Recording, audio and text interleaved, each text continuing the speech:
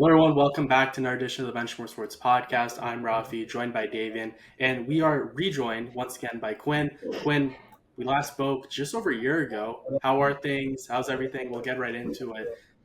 You are now you're slowly approaching ending college as an engineering student, props up, and then you also, on top of it, are still playing club hockey, which to me is, as a former engineering student, still blows my mind. But before we get into all of that, how are you? How are things?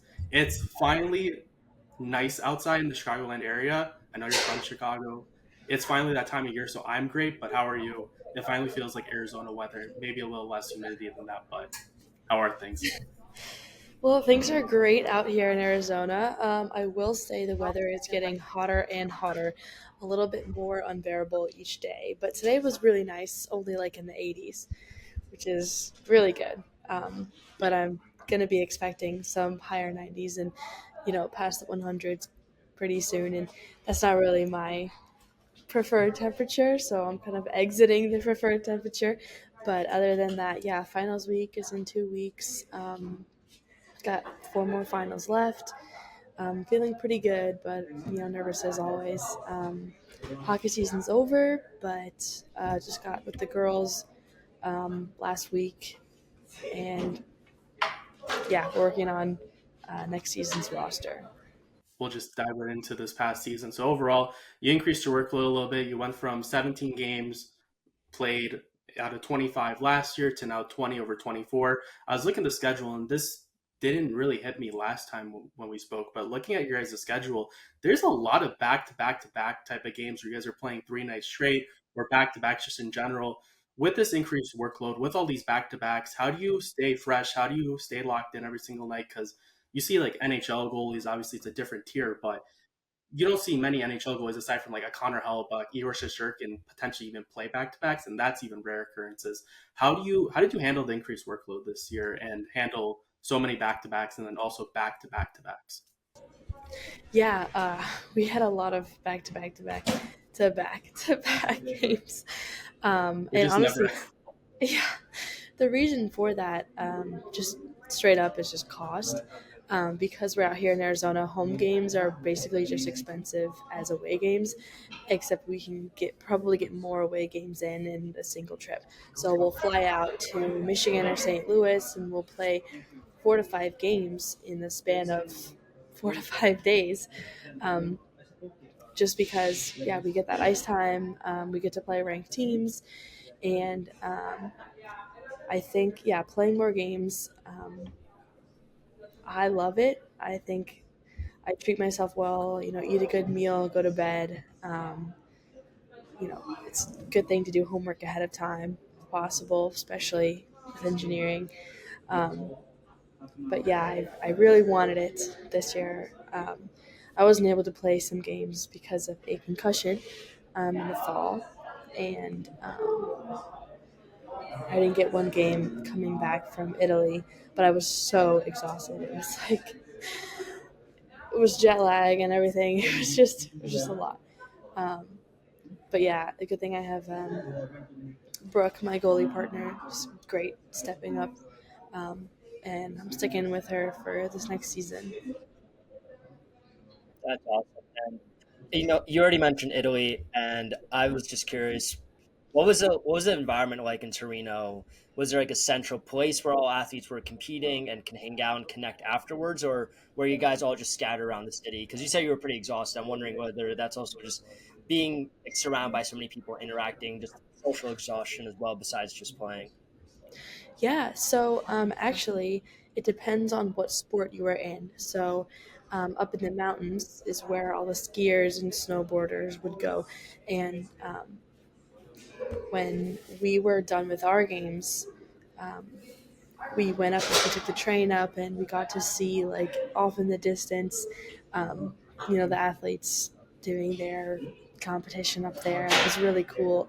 Um, but they split up men's and women's hockey based on the rinks. So um, we were in Torino, and the men's teams were at a different rink, probably 45 minutes away. We didn't go out to see them, because we had games at the exact same time, so it never really worked out. Um, but the location I was at just had all the women's teams. It was amazing. It was so cool just to see them. Like, some girls had been playing with those same girls since they were like 10 years old, and like that was their team, like the Czech team that won gold. They had been playing since they were 10 together. They were all 25 years old. Like, these were, women that competed and will compete in like the Olympics. And then there's teams like Great Britain that we faced, who doesn't really have good access to ice time, and um, they were pretty kind off the ice and pretty gritty on the ice. But um, yeah, it was just a huge range of skill and sociability, and we didn't get to talk to Canada much. I don't think they like to stay in the village. Um, but it was really cool. I got to trade so many different pins. I got to trade T-shirts and hoodies. So I have a Slovakia crew neck. I have a Kazakhstan athletic shirt. I have a Czech scarf. I have a Team Japan hat. Um, I've got like so many different things from all these teams, and it was just amazing to meet these girls. That sounds awesome. And I guess one of my questions too, as you mentioned with the Czech team, just how they had played together essentially since they were 10 years old. So they have a lot of continuity. They know where everyone's going to be on the ice. They know each other, their strengths and weaknesses. For the USA team, how did that kind of work out? Did you know anyone before you wound up going to Torino? Did you guys have any practices before heading over? Or was it you made your trip to Italy, you met everyone for the first time, maybe got a practice or two, and then it was just dive right into the games? Yeah. So how the team was selected, the coaching staff um, all collectively chose from all like American-born players in the ACHA Division One. I think they did like D2 and D3 were also like available, but they strictly chose from D1. And actually, I am so thankful, but I had teammates from my ASU team that went with me. So my captain, Okay. Ellie McKenna, one of the freshmen, Kylie Brown, Lula Swanson, and Sydney Paulson, they were all on my team as well. There were a lot of girls from University of Michigan. Um, there were some girls on Adrian, McKendry. Uh, I think it was there's Indiana Tech, um, Minot. Yeah, so there's just a really good mix. But so what happened was we all flew out to Albany, New York, and met with the team. We got a bunch of gear there. We got our bags in, all our merch, our matching merchandise together. We practiced for a few days, get the team chemistry going. We had a karaoke contest, and my team of four won. And then we flew out as a team to Milan, and then from there took a bus to the village and unloaded, and then had practice every day, and then like pregame skates as well, picture days. But yeah, that was the gist of it. Yeah, that's good, especially because we see like some, for example, like Blackhawks prospects going to the Blackhawks. It's just they do some on ice stuff, but a lot of the stuff also just with the prospects is just off ice. And yes, it's important obviously to know where everyone's going to be on the ice to gain that continuity, play off each other. But it's also really important to have the other aspect too of just hanging out, having a good time, getting to know each other, doing karaoke, a great way to bond with your teammates. So as important as it is to do those skating routines, do the workouts, play a couple scrimmages together. Again, it's just dead on with the importance of also just gaining that chemistry as a whole. Because this isn't an NHL video game where you just throw players together and just like, okay, like their skills are going to work. Like, no, this is real life. There's real human beings. So you got to get that other aspect too of getting to know other people, have a good time, and also just gain that chemistry with one another. So that's awesome that you guys got to have a little bit of fun as well on the side and at least get to know each other a little bit too before making that trip to Milan. Exactly. Yeah. And I know you said you trained with the team in Albany, so I'm just curious, were there any differences in practicing and playing in Torino versus playing back in the US in Albany with the team? I know you there was just kind of you only practiced with them for a few days in Albany, but did you feel a difference playing in a different environment, in that way, a different country? Yeah, absolutely. I think the compete level was raised to the very high bar. They were going to choose starting lineups in Albany. They chose the starting goalie in Albany. They were choosing who they wanted to play first. And so, meeting with all these girls, it's like, oh, hey, you're really cool, but I want to take your spot. Like, it's like, you're so nice, and we're all just competing. We're just trying to be the best team there. And so there were three goalies chosen. Both of them that I met were such incredible girls. Um, but yeah, super competitive, faster paced. Everyone's catching passes, making really good passes. Defense was great, offense was great. Like some really sharp shooters. And yeah, like the compete level was just raised, and yeah, it was all for good reason. Was the rink size different in Europe? I know for the Olympics, for example, it's much different. Olympic size rink is much different than what the pros play on. Was there a difference in the rink size from where you were playing? I guess Mull Arena is an NHL arena, but from where you were playing at Arizona State to where you were playing in Italy, was there a difference in the rink size? I think that yeah, so it was Olympic ice and it was a little bit wider, but um, as far as like positioning, it didn't really like throw me off. Um, Mhm. and that's just because, even playing at Utah's rink, their ice is different and like Olympic size, I think. And so it's just something like one of the game aspects you have to adapt to. Got it. And I guess, I mean, I feel like that's something like you that also needs to be mentioned is you did represent Team USA at the tournament, and how did that feel? I know you're trading with other countries. I'm sure you kind of it was really cool to meet just people from other countries. But did you feel a sense of pride just representing Team USA? Did it feel different than just representing ASU? And did you feel happier that you're presenting? I don't know how to I don't know how to word this correctly, but I know you love your school, I'm sure, at ASU, and but representing the country, did it feel different representing kind of the two different teams, or did it kind of feel the same? It was just like you're just on a different team, wearing a different jersey in a way. I know that it was stated a lot of how grateful we should be to be selected for this tournament. Um, and I, for one, felt so grateful to have like the opportunity. Um, and yeah, it did feel different. It felt like, you weren't just, doing it for your friends and family and, you know, classmates at school.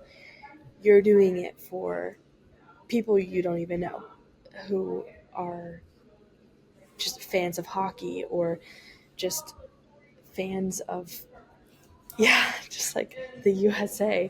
Um, they wouldn't play, like, they didn't play any um, national anthems. They played the FISU anthem. Um, so it was pretty like neutral ground, but it was actually crazy to see the amount of influence that USA has on other countries. So at the opening ceremony, where I met, all these other athletes from different countries and all their different sports, um, and we walked into that arena and there were people just cheering for USA. It's like I have no idea who you are, but the fact that you're here to support me just makes me feel so grateful and so proud to wear the red, white, and blue. That's awesome. What was the fan experience like when you were either playing or on the bench? Like, was there just a lot of fans? Was it a big event? Did a lot of people show up to the hockey events and then to any other events that you go to? Was there a lot of people just showing support, just in general, not only to the USA team, but just coming out, seeing what's going on, having a good time? Yeah, I will say a standout game was probably us versus our second game versus Kazakhstan. There was a young group of, I think, just Italian kids, like really little, probably like elementary school, and they all had these little signs that were like USA, and then there was one other kid who had like a Kazakhstan sign, but they were all just cheering their hearts out, and there were families from the different countries there to support their kids. Um, and yeah, there were probably there were more fans than there were at our games here. Um, but it was just crazy just to see the influence that we have. Yeah, 100%. I guess going into just in general with this can go into the game that you're playing, but also just in general across the season. You didn't allow many goals. The stats outline it. You had another fantastic year, but when you did allow a goal, how do you get back into the mindset of okay, what happened happened. Time for me to lock in, get it going because. I've seen goalies in the past. They allow one goal, especially in playoff atmospheres. They'll allow one goal, and then you kind of they look a little shaky after the next couple of shots. How do you reset after allowing a goal? Because no one likes allowing goals, especially not the goaltender. But how do you get back into it and just say, okay, what happened happened. Time for me to lock in and readjust and get focused again. I think you pretty much said it. Like you just gotta accept that yeah, you can't save everything, because no one's perfect. No one's like an actual brick wall that doesn't let a single puck through. like, um, I guess I think it's really important to make sure that the rest of your team knows that you're in a good headspace because with them knowing that they have a confident goalie in the back, it makes them play better. In my experience of what I know, um, and yeah, I just deep breath, shake it off. My team has got me. I've got them. Don't worry, guys. Like we're we're back in. I love that comment as someone who was watching the Blackhawks this past year because, or actually it was 2 years ago, because you could tell when Arvid Soderblom was in net for the Blackhawks 2 years ago, everyone played a lot tighter, a lot more nervous because they knew that if a beach ball went on the ice and went towards him, it was likely going into the back of the net. Meanwhile, Peter Mrazek, who was having a fantastic year the year prior, everyone played a lot looser. You could just tell that it was two different teams that were playing because one team was saying, "Okay, we have a guy who's going to make a big save. He can come up with something. If he allows a goal, he's back in." And then you had Soderblom who would allow a goal, and then all of a sudden everyone's like, "Okay, we're cooked. We're losing this game. We're getting blown out." And thankfully, he's had a great year this year. He's really bounced back, but that is such an important thing, and I'm really glad you mentioned that. Just the importance of a goaltender themselves just being confident and looking settled in, shaking things off because you can tell when a team trusts their goalie and when they don't. Look no further than the Winnipeg Jets, how they've been playing the last two games because Connor Hellebuck, who has been amazing all year, is playing terrible, and unfortunately, he's first to Blues on top of it, which is even worse for me personally. But you can just tell that now the team is just feeling a little iffier. They're a little off just because they're like, can we keep relying on Connor Hellebuck? He keeps allowing 5 goals a game. So as someone who watches a ton of hockey, I love that you mentioned that. Yeah, and bouncing off that a bit, um, from year we spoke to you last year, kind of since that time, playing another season, playing internationally, has your mindset going into a game changed, like pre-game music even, or kind of like how you're approaching getting on the ice, talking with your teammates, communication? Is there anything that's like significantly changed, do you think? Or have you just kind of kept rolling? Because I mean, it's not like you need to improve a whole lot. I mean, the stats from last year were amazing, and this year as well. But just curious whether you had any kind of shift in that sense. Yeah, that's just a good question. I will say I did my best to keep up the same routine that I had like overseas than I do here. I always do a sprint lap and then I do a little dynamic warm up, get some hand eye coordination in there, get some stretches, and then I'll go join the team on whatever team warm up we're doing. But just so that I can have that prior personal warm up to me that, you know, before every single time I stepped on the ice last season, I did my exact same routine. And I was fighting for that starting spot and I made sure to do it like without fail. Even on the days in the mornings, I was like, do I really need to do this? It wasn't about like, do I have the motivation to? It's do I have the discipline to? And I did. And so that I like have just taken in and like internalized the discipline that comes with the warm up and how that mindset affects my game. And yeah, I think I've just kept it consistent from even from my time overseas and back here. With the consistent routine, do you have any superstitions that okay, if I didn't do this, or if I like, if you have a bad game, it's like, oh, I didn't do that stretch this morning. That's exactly why my game was off. No, I don't think that way at all. I know that there sometimes you're not going to be able to do every single thing that you want, or you're not going to have the best taped up. But if you keep that in the back of your mind, you're gonna play how you're thinking. It's the same Yeah, thing as like, oh no, I hope I don't trip and fall. Man, I hope like I'm just walking, but I could trip and fall. Like you're more likely to trip and fall. But if one you're hundred like percent. super confident in what you're doing, and no matter what your pregame routine is, your mindset is so important. And I think that me especially, um, just as long as I know like, hey, this is game time. Like I'm gonna have a good game. I'm gonna have a good game. Yeah, I Yeah, know the worst thing that a lot of people say the worst thing that a player can be doing is thinking on the ice. You let your instincts take over. Don't think, as you mentioned, don't think about like, oh, I didn't get a chance to do this stretch. Oh, my game's gonna be off tonight. Just focus, trust your instincts, be confident, and then just everything else will fall into place. So, 100% get what you're going at. yeah. So I mean, it's clear that you approach the game with a lot of confidence, which I think is amazing. And is there any games kind of this past year you kind of you skated off the ice and were like, wow, like that was that was like a really good game. That's a game like I'll never forget. Did you have any of those moments this year?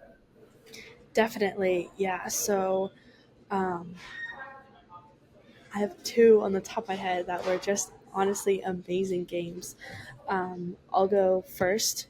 When we played McKendree, they were ranked number 2, and we were unranked, and it was because we had a huge loss on our first like travel games of the season. That was just not good overall. It was the first time that we had played, as a team in another state, and we had 16 rookies, and we were just, it was kind of all over the place. But coming back to this game, um, I was getting cleared for my concussion because I was in a highway car wreck, and everyone was okay, but my car's totaled. But yeah, I had a concussion for 2 weeks, and I got that cleared like day of. And I was like, I need to play this game. Like I want to play this game so bad. We need to win this game, and I wanted it. And so I got cleared. We go in, and I get a shutout, and we win 3-0, and that puts us back on the board. And everyone is just so excited and just like proud of themselves that like as a team we beat the number 2 team in the country. Like we can go to the national tournament as an independent team. We are a nationals contender. We are a good team, and that like really boosted the confidence of me and the entire team. We played them again the next day, and we went into overtime.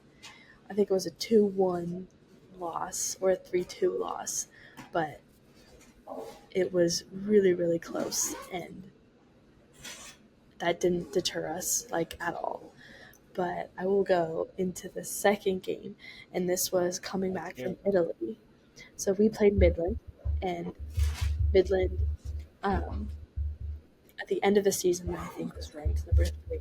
But we played them, they were number 4, and this was coming back from Italy. Me and my 4 teammates were all tired, jet lagged, but we are like, we need to win this game. Like we want to go to nationals. It's got to happen. And I face 50 shots, and I let him 1. And we won Wow. 2-1 versus Midland, and it was an incredible game. And then, of course, it was a back-to-back to back-to-back. But we played them again. I faced another 50 shots. I let in 2, but we lost 2-1. And so that was kind of like, oh, what can you do? Which is okay. And then we played UMass, beat them, and then that was the final game. I didn't play in that game. I was so exhausted. But yeah, those were 2 games I probably will not forget that were just incredible for the team's confidence and mine as well. So you mentioned having 16 rookies. What was that like having so many new faces in your locker room? It was a pretty big culture shock because we had 5 seniors graduate. We had a couple transfer, and then a couple quit hockey. So we had a huge gap to fill, and we had a huge roster of 31 going into the season, which is just crazy. Um, we had one drop, so we were at 30, and we stayed at 30 for the rest of the season. But having 16 rookies um, was diabolical. It was kind of hard in the beginning to, make sure that all of our team culture, like pregame stuff and our warm ups and just all that stuff implemented into them. But right now, like we got it all down. We have like our pregame, um, kind of like a group chant, our huddle. We do kudos in the locker room after every game, and yeah, we just have like an amazing group of rookies that will now no longer be rookies, and we're only bringing on, I think, like four. Um, but yeah, I think it was a pretty big shock, but we got it handled. Yeah. I don't remember if I asked this last year, but do you guys recruit at all, or is it more of just a if you're interested, sign up, and then it's more like recreational type? Like obviously it's a club, but more like sign up and then join, or is it more of you guys like, oh, like let's see if we can get this person to come, like etc. Yeah, so we treat it like an NCAA program. We have so many people emailing our coach to join. Um, and yeah, we have a lot of Canadian players. We have like NCAA D1 transfers, um, people that no longer wanted to, be at that small NCAA D1 school, and just ASU was the perfect fit for them. So we recruit, we commit. I was committed my junior year, but because we are recognized as a sport club, we are required to have tryouts. We are required to go to all the club events. But at this point, it's kind of insulting of how we are compared to like the club ultimate frisbee team. Like we are so Oh, much not more. them catching a stray on this podcast. um, but yeah, like we are so much more than that, um, and we do so much fundraising, and it takes like $250,000 every year to run a hockey Oh team. wow. It doesn't take $250,000 to play To run soccer. like a Like small club. Yeah. no, it's not like that at all. But we have a huge pool of talents, and um, we have taken walk-ons before, um, but 98% of our team was committed. Oh wow. Wow.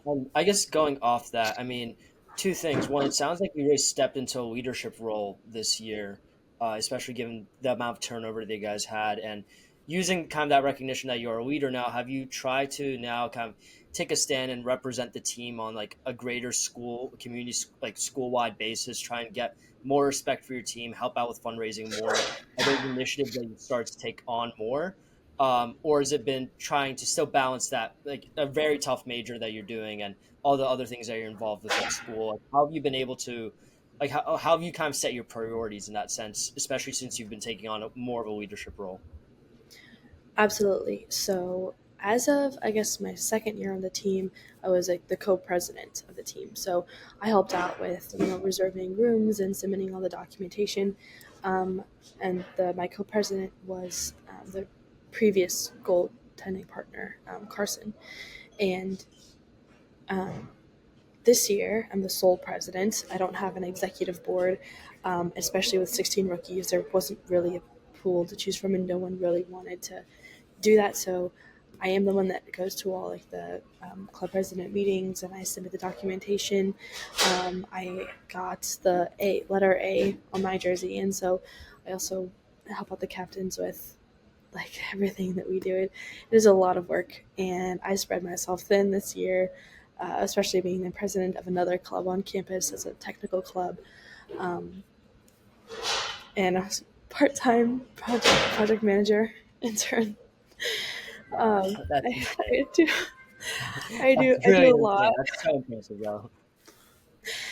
I I definitely had a lot of different priorities, but hockey always just like comes second to academics, but sometimes it comes first. Yeah, I totally get that. Yeah, I guess kind of keeping that conversation going. have you tried to kind of like petition to the school to kind of gain more recognition? Have you tried to work with other sports teams, like the athletic director at the school, to try and actually put some like, well, like I feel like you guys have that respect maybe on the school, like within the school community population, but it definitely doesn't seem like the school itself respects you, considering that you guys are being compared to like any other club that's kind of out there, which you guys are definitely not. Yeah, so this year I met with like the sport club director, and I met with Greg Powers, the head coach of the NCAA D1 men's team, and the ice time coordinator at Mullet Arena. And we wanted to figure out something that could help us because we don't have a locker room, we don't have produce ice time prices, or we only have 3 hours a week on the ice, and that alone is like $1,500. And we talked to them trying to say, hey, could we have like a reduced rate, or, could we have something? And so nothing actually came out of that conversation. Um, and it was basically like, oh, we earned our way here, so you earn your way there.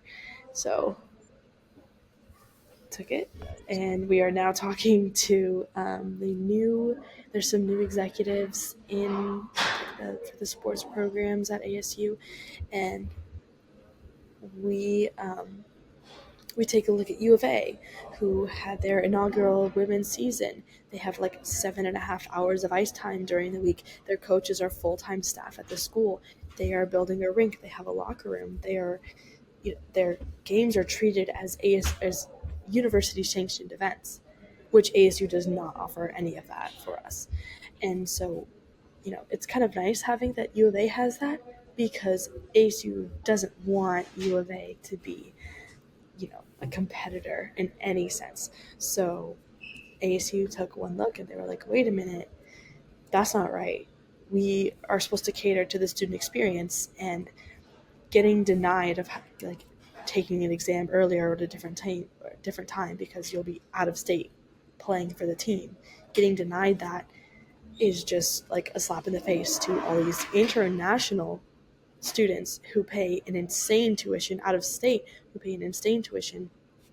Um, it's just absurd. And so we are continuously fighting for more recognition, more support, um, and just everything from our school, because we believe in the potential of this program and we want to leave a legacy. And so that's what we're working towards continuously.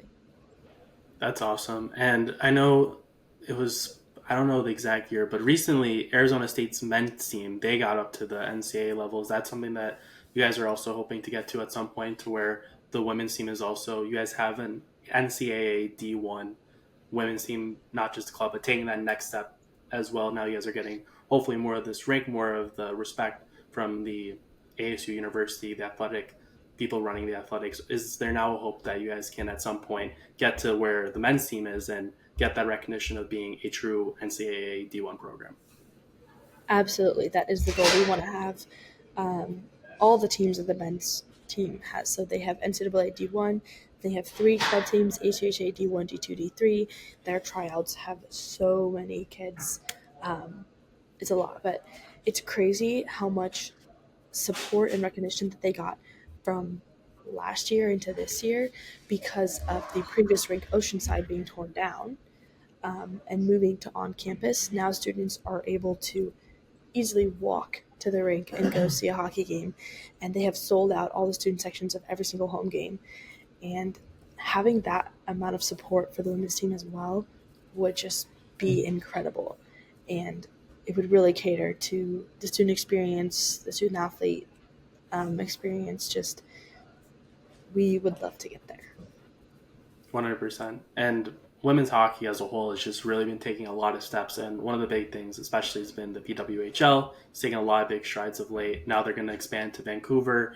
Have you been keeping tabs on the PWHL? What are your thoughts so far in the league? I believe it's now year 2, if I'm correct. Yeah, Correct me if I'm wrong, but what are your thoughts so far on the PWHL? Because it's great to finally have a professional women's hockey league as well, which we haven't seen for, well, really ever. It's been a while since the last time that was even a concept. Yeah, I am so amazed at what they've done with the program and how they first had a teams without a name, and then they did little tests to see which would be best, and they have a huge fan base. I would love for them to keep expanding. Um, I want them to go to Chicago. um, yeah, it's just been really awesome to see the talent that's here in women's hockey, and it gives little girls just like a sense of hope, like, hey, you can do this, like you can actually pursue this as a career option. Because when I was younger, it was like, oh, I want to be in the NHL, but like you can't really be in the NHL. I mean, granted, there was a female goaltender in the NHL for like a couple of games, but um, really it's super important for youth hockey and just the hockey community in general. And I guess going off that, I mean, I know last year we kind of discussed potentially whether you'd see yourself playing the PWHL. A year now removed, being in so many clubs, going through school, your education, everything. Do you see yourself? Do you see yourself as a path that you would want to explore, or do you see more of a career oriented, a different type of a career orientated within the engineering space career? Yeah, I definitely, want to keep my options open. It's funny, like, as my graduation gets closer, my post grad plans get blurrier. I don't actually know what I'm going to be doing, even though I feel like I should be knowing at some point. Um, I'm applying to lots of internships. I want to try everything. I've been to lots of networking events and career development events, and I get to ask all these people questions about their career. And one thing I keep getting an answer for is, if you had one do over in your life, what would it be? And these women that I've spoken to say, I wish I would have traveled more when I was in my youth. I wish I would have enjoyed my early 20s, late 20s more than I did, instead of just going straight for the money. And I feel like, yeah, being able to tell my kids, like, oh, yeah, like your mom played professional hockey back in the day before she set her career up, like, that would be really cool. I'd get to continue playing the sport I love. Um, yeah, I don't know. I'm just keeping my options open, definitely looking into it, but there's still a lot of work that I need to do if I'm going to get to that level. Um, but yeah, nothing is set in stone. I want to ask you just more of a fun question off to the side, and this is kind of just engineer to engineer. What is, can you talk a little bit about the motorsports team you're a part of? I've seen you post about this. We both follow you on Instagram. We've both seen you post about it. Can you talk a little bit about this? Because this, I think it was, I don't know if it's like F1 type of cars or what is this? Because this was really cool that I kept seeing pop up on your Instagram story. I was like, I got to ask something about this. Yeah, so I'm the president of Suneva Motorsports Formula SAE. We are ASU's student chapter of the Society of Automotive Engineers, and they host an annual competition at the Michigan International Speedway, and they bring over 100 different universities, which you have to register. So there's like hundreds of universities that compete in this, but the premise is to design a Formula One style vehicle, um, and you compete in a series of static and dynamic events, including a business presentation, cost, um, like tilt test, noise, um, autocross, acceleration, skid pad, endurance. Like you're testing your vehicle to the limits, and you design from the summer, or like right after competition, you get all this feedback on your vehicle now, and you optimize and design through the entire year, and you build a brand new car every single year. And we have a lot of team members, and we go to a bunch of ASU events. We host, or this year we actually hosted the first annual Southwest Shootout, which was basically a Oh, mock that's cool. competition with GCU, U of A. We invited NAU, and Embry Riddle came out actually, but only us and U of A ran. Got our car to run, but you were judged on the design of your vehicle, the cost of your vehicle, um, and you basically get all these points, and then you basically go for best overall.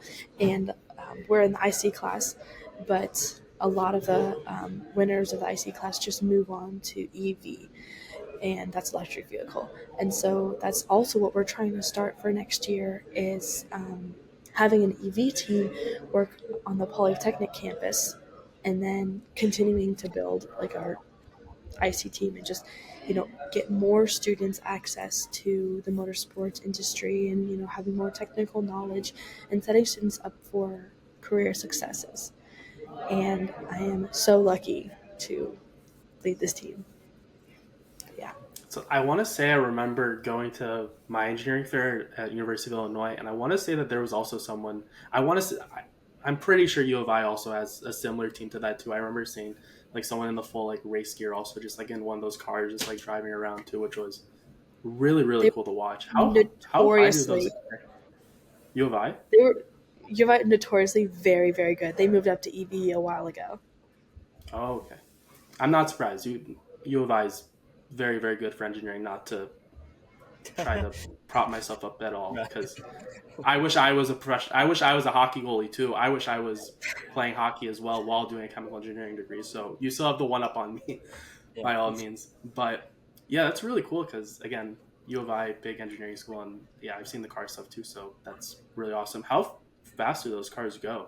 Do you guys do like laps, or is it like how does that?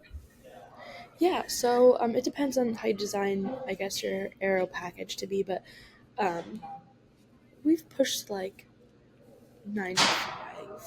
Oh, okay. We're not allowed on like we're not like a street legal vehicle, Yeah, so of we can course. be on like a track, and so um, we're trying to get a trailer so we can transport a vehicle to different tracks, and we use like a parking lot here, and we reserve that to get some time in. But we operate at like 35 to 75, depending. So with our aero package,